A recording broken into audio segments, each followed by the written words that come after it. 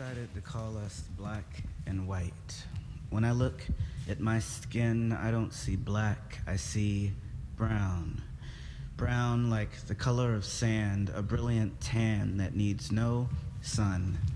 Brown like the mahogany tree bark grounded in the summer, whose green leaves make the transition into fall, coffee stained by the autumn's cool breeze. Who decided to call us black and white? When I look at my wife, I don't see white, I see brown, just a lighter shade than mine. Brown is the cinnamon that colors her iris. Brown are the arms that wrap around me during a bronze sunset. Brown are the layered bricks of our home's foundation. Who decided to call us black and white?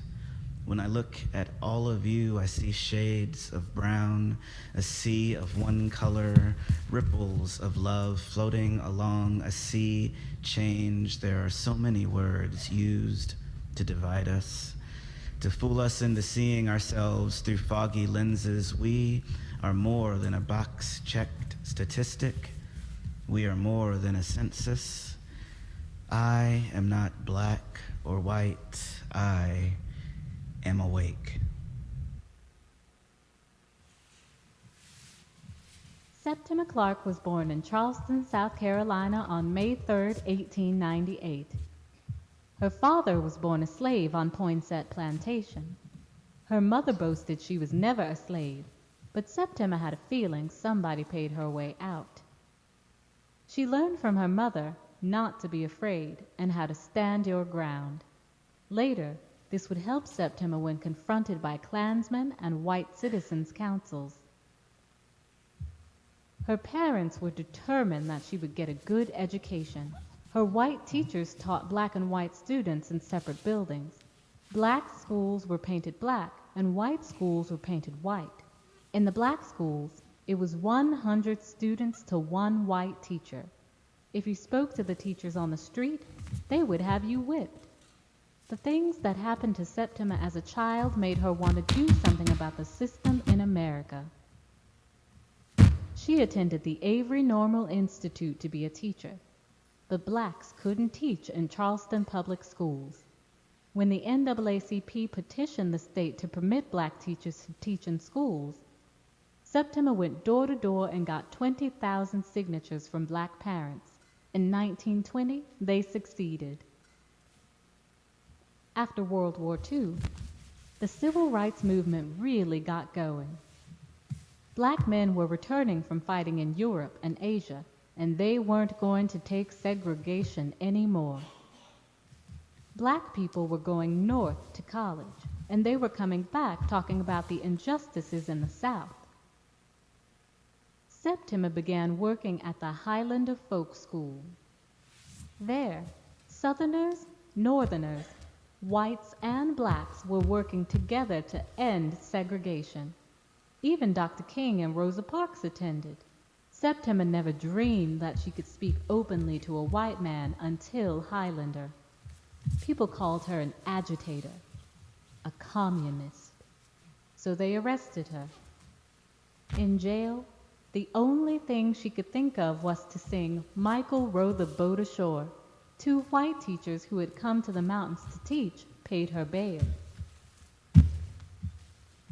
At Highlander, Septima designed a curriculum for citizenship schools. According to U.S. statistics, there were 12 million illiterates in the South. If they were illiterate, they would not be able to read enough to register to vote in most southern states.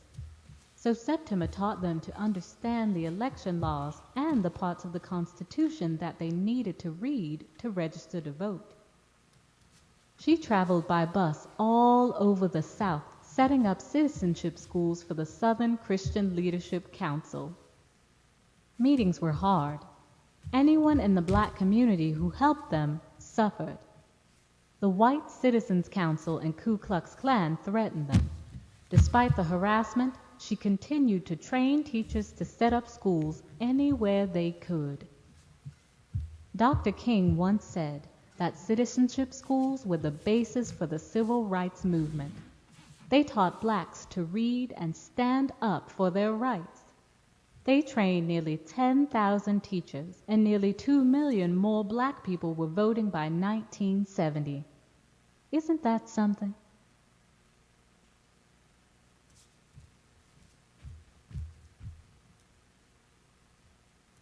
Ah, those old days.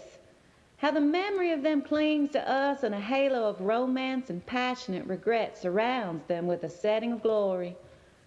We triumphed and wept and lived in a great deal during those 4 years of war.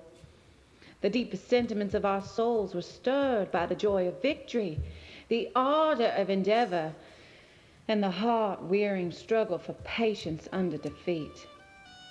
Happy are those who have never had occasion to learn the meaning of the words disaster, calamity, defeat.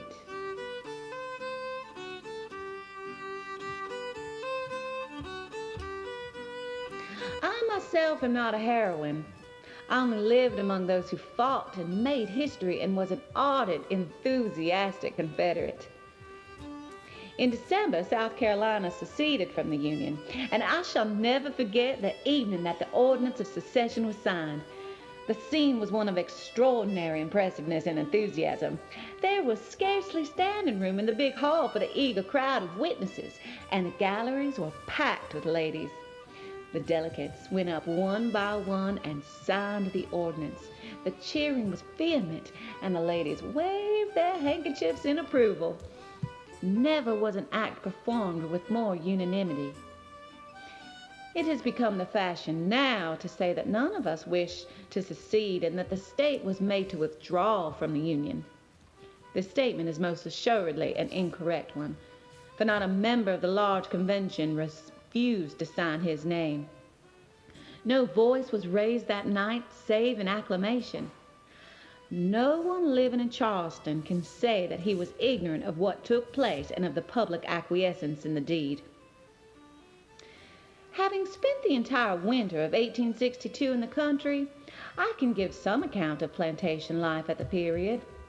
The Negroes were perfectly subordinate and worked as stealthily as if no gunboats were at the river.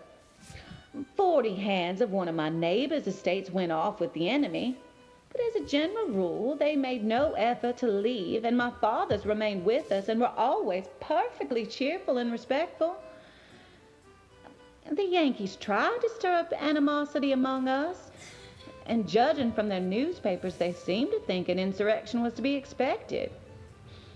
But we had confidence in the goodwill with which we knew prevailed between the whites and blacks, and only a few in the Confederacy even dreaded such a catastrophe.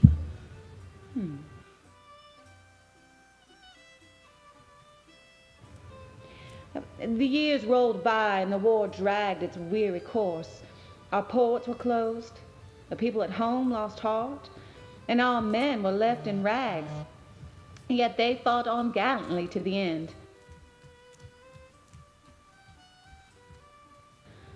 Meanwhile, Sherman, having no one to oppose him, marched his army through Savannah. Ashes and charred timbers were the tokens these manly vandals left behind, while the homeless children shivered that bitter January. I cannot understand why Sherman would deny that his men burnt Columbia, when there were so many living witnesses of the fact, and hundreds who can testify to his fiery march from the Savannah River to the boundary line of North Carolina. Where the truth is so evident, I don't see the object of telling a falsehood. We have years ago forgiven all who wronged us, but do not ask us to forget.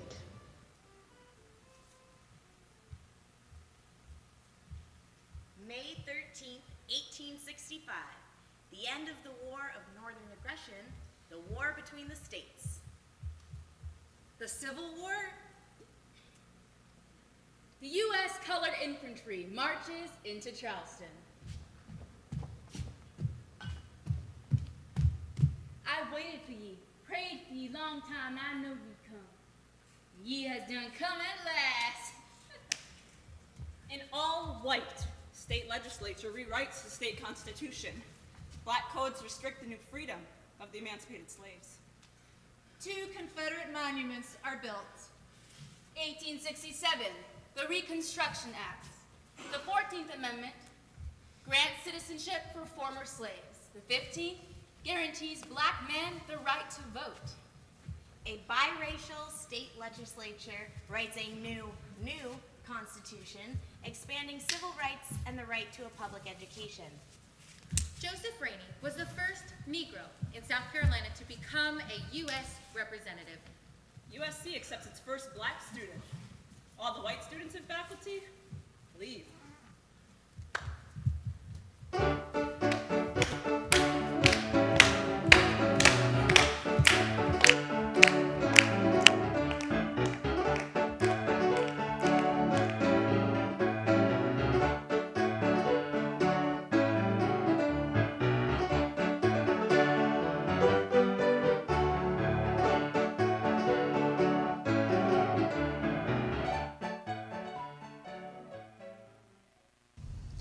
Who decided to call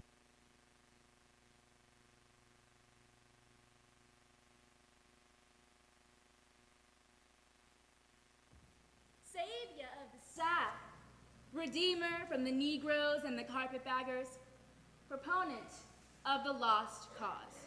An estimate of 150 blacks were murdered during this campaign. A 1877 compromise, federal troops withdrawal from South Carolina. 20,000 African Americans flee the state. 1882, the 8-ballot box law requires ballots be placed in the correct labeled boxes. Election managers would read the correct labels to an illiterate white man, but the incorrect labels to an illiterate black man. 1887, Charleston erects its first monument to John C. Calhoun. Black voting drops from 58,000 to 14,000 voters. 1895, Governor Ben Tillman and the new state constitution requires poll taxes and literacy laws in order to register to vote. The marriage of a white person with a Negro or mulatto shall be unlawful and void. No child of either race shall ever be permitted to attend a school for children of the other race.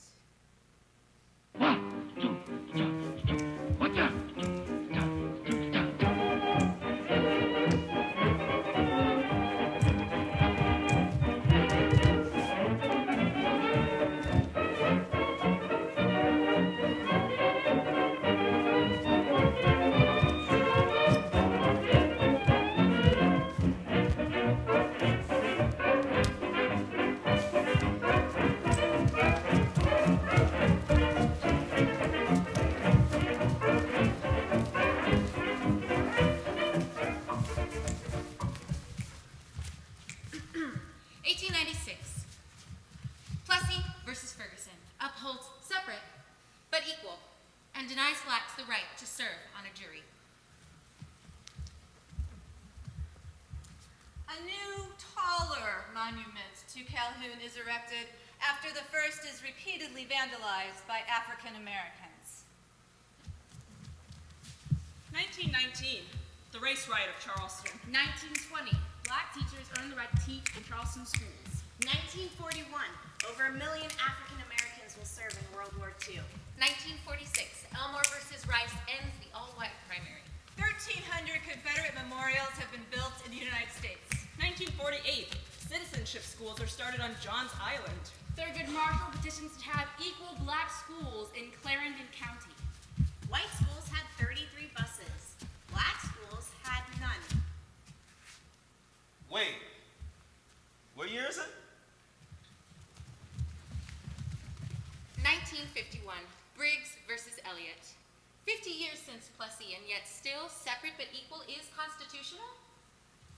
1954, Brown versus the Board of Education. Separate is in fact not equal, and racial segregation in public schools is unconstitutional. Columbia, South Carolina, Sally Mae Fleming refuses to sit on the back of the bus. 1957, the KKK rallies at the State House. 1960, students from Burke High School lead a sit-in at the Crest lunch counter in Charleston. 1961, the Friendship Nine leads a non-violent sit-in in Rock Hill. 1962, Martin Luther King Jr. speaks at Emmanuel AME in Charleston. The Confederate flag flies over the State House. 1963, the Charleston movement. Hundreds of African Americans are jailed demanding equal protection under the law. South Carolina becomes the second to last state to desegregate public schools. Clemson and USC enroll their first black students. We don't want to integrate! 1962, the Civil Rights Act ends segregated public facilities. Southern Democrats leave for the Republican Party over civil rights. The Voting Rights Act removes voting restrictions. The number of African American voters more than doubles. 1968, the Orangeburg Massacre. Black students at South Carolina State College struggled to desegregate a bowling alley 4 years after the Civil Rights Act is passed. Dozens are wounded, 3 students die. Over 4,000 lynchings occurred in the U.S. The South Carolina Heritage Act. No historical monument shall be altered or destroyed without 2/3 vote in both chambers of the state's General Assembly. Genius, like Egypt's monarch, timely wise, erects its own memorial ere it dies. Henry Timrod, Confederate Poet Laureate.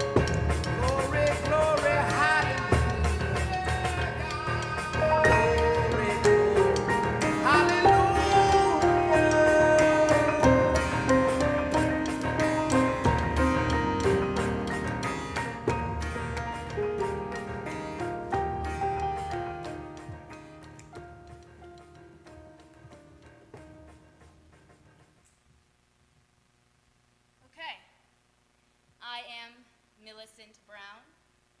I was born in Charleston into an activist household.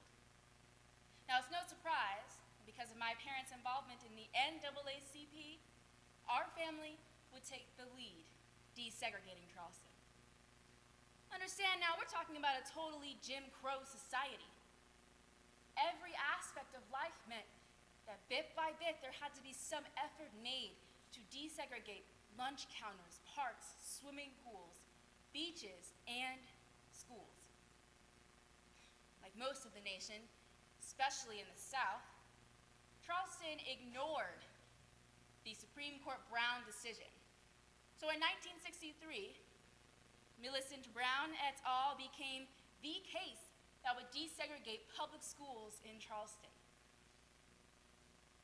There were 11 of us. Ralph went to Charleston High, but he had a rough time and he dropped out. Now, Jackie and I went to Rivers High. All of the attention, of course, was on me because the case was in my name. I was Millicent Brown, representative of the race.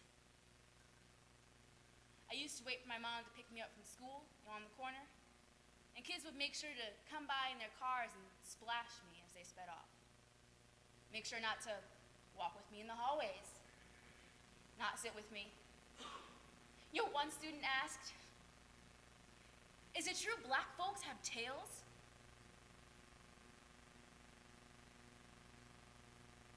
Anyway, I had the grades to be in the Honor Society. They voted me out. And looking back on my high school transcripts, I read things like displayed no leadership capacity and was not outstanding in terms of extracurricular activities. You know, not one word said, "Oh, by the way, she was one of the first black kids."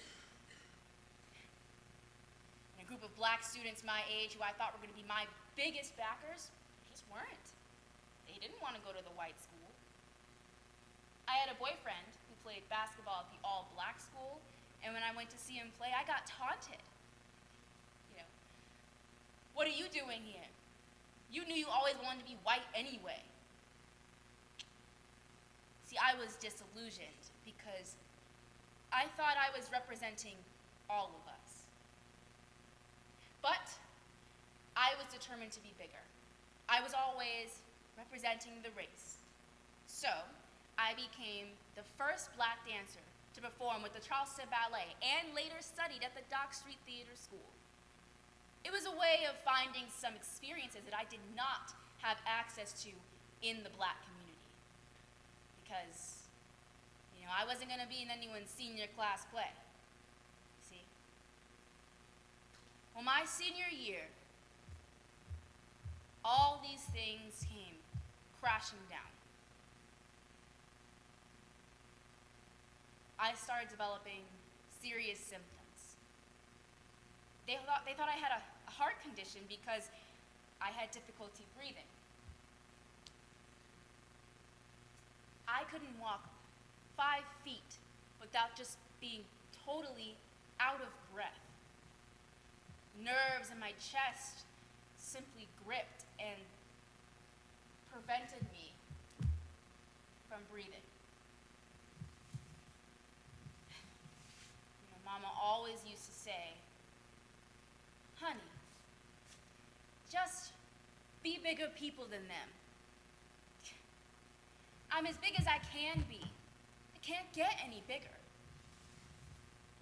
My dad and I got into it once when I begged him, "Please, let me go back to the black school. Please, just let me go back." He said, "No, you have to stick with it." I said, "Why?"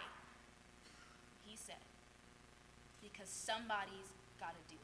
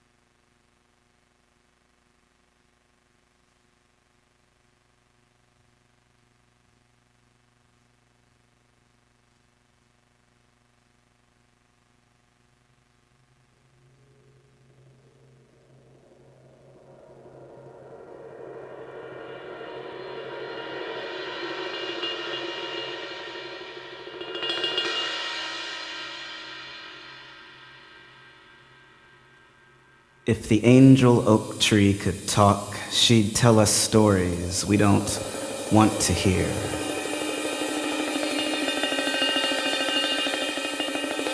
Her family has been roped into being the backdrop of racism's roots. Her friends had no choice but to stand stoic through storms that bore strange fruit.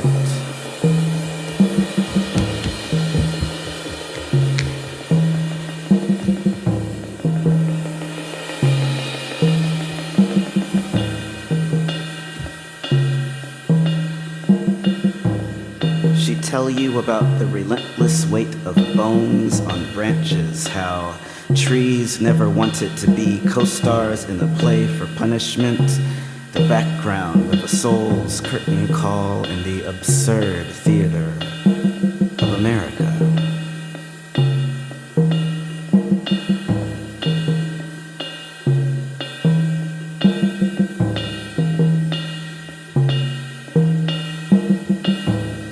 The angel oak tree has been watching descendants of death walk away from the echoes of their past and ignore the reflections a bloodline can cast. She says, "Let me introduce you to your shadow. Let me tell you about my sisters and brothers who were helpless as the piercing pain of ghosts were birthed from innocent bodies for show."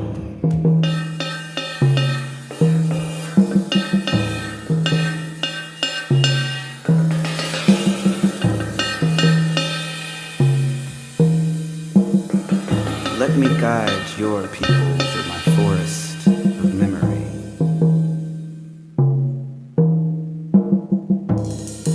I am cursed to live with this pain.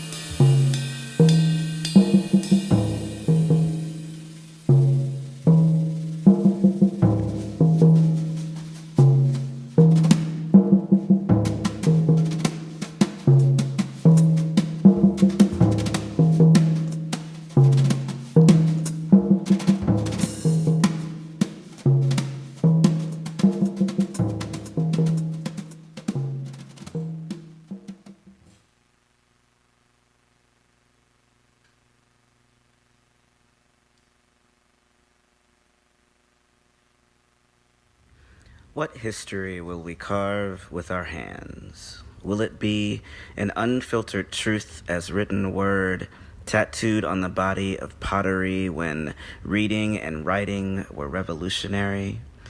Will our hands hold each other in crisis again and again when our bodies are fragile and bone dry, coiling the repetition of past mistakes shaped by the fires of racism? Will America hold out her hands to the ghosts of our ancestors and repair her history, her body, has been molded by violence and hardened by the heat of wars. We are passing down pain to our youth with calloused hands. History has been sculpted for us, but we'll continue to have faith that our future is malleable as clay. I am ready and willing to shape a better future for tomorrow, but today we are just echoes of the past.